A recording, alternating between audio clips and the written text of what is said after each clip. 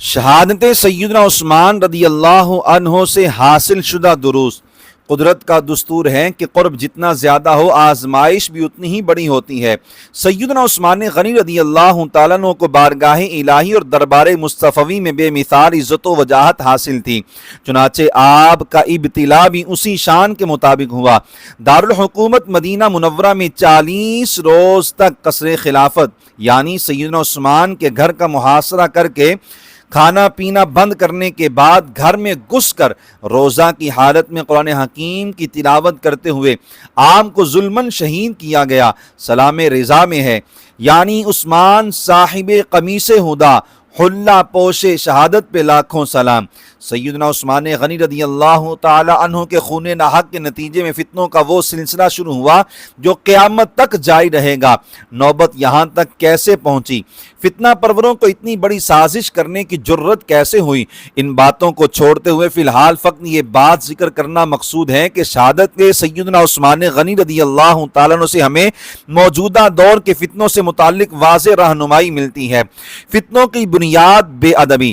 سیدنا عثمان غنی رضی اللہ عنہ کو شہید کرنے کی منصوبہ بندی کرنے والوں نے سب سے پہلے اپنے چیلوں کے دلوں سے ادب و تعظیم کا جذبہ ختم کیا۔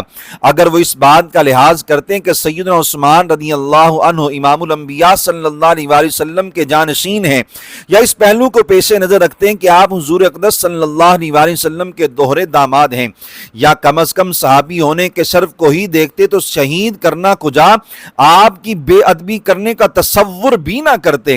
یہی طریقہ واردات بعد میں بھی ہر دور کے فتنہ پروروں کا رہا ہے۔ کچھ بد نصیب نبی کریم صلی اللہ علیہ وسلم کی تعظیم و تکریم کو شرک قرار دے کر امت کو ادب سے دور کرنے کی کوشش کرتے رہتے ہیں۔ بعض بدبخت صحابہ کرام علیہم رضوان کی گستاخیاں کر کے ان کا احترام دلوں سے نکالنے پر تلے رہتے ہیں۔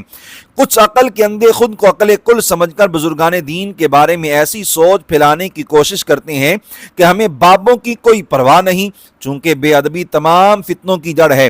اسی لیے اکابر سکھاتے ہیں کہ دین ادب ہے اور دین داری تعظیم کا نام ہے، سازش کے لیے جھوٹ کا سہارا۔ سازشی لوگوں کا طریقہ یہ ہوتا ہے کہ وہ جان بوجھ کر کثرت اور ڈھٹائی کے ساتھ جھوٹ بولتے ہیں تاکہ سننے والا جھوٹ کو سچ اور ظالم کو مظلوم سمجھنے لگے۔ یہی کام سیدنا عثمان غنی رضی اللہ تعالیٰ عنہ کے قاتلوں نے کیا۔ انہوں نے عالمی سطح پر نہایت بے باکی کے ساتھ آپ پر الزامات لگائے جن کا حقیقت سے کوئی تعلق نہیں تھا۔ سازشی عناصر آج تک یہی کام کرتے آ رہے ہیں۔ سیاسی لوگ اپنا ووٹ بینک بڑھانے کے لیے جان بوجھ کر جھوٹ بولتے ہیں اور ان کے جیالے سب کچھ سمجھتے ہوئے بھی اس جھوٹ کو پھیلانے کے لیے جان لڑا دیتے ہیں۔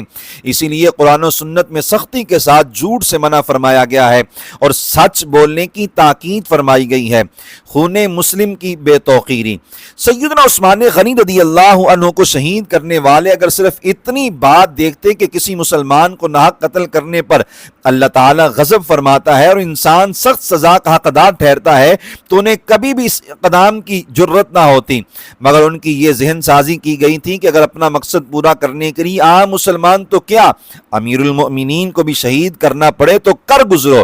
یہی حالات اب تک چل رہے ہیں۔ لوگ جائیداد کی خاطر، مال بٹورنے کے لیے، بلکہ معمولی غصہ نکالنے کے لیے بھی مسلمان کا ناحق خون کر دیتے ہیں اور یہ نہیں سمجھتے کہ اس پر اللہ تعالیٰ کس قدر غضب فرماتا ہے۔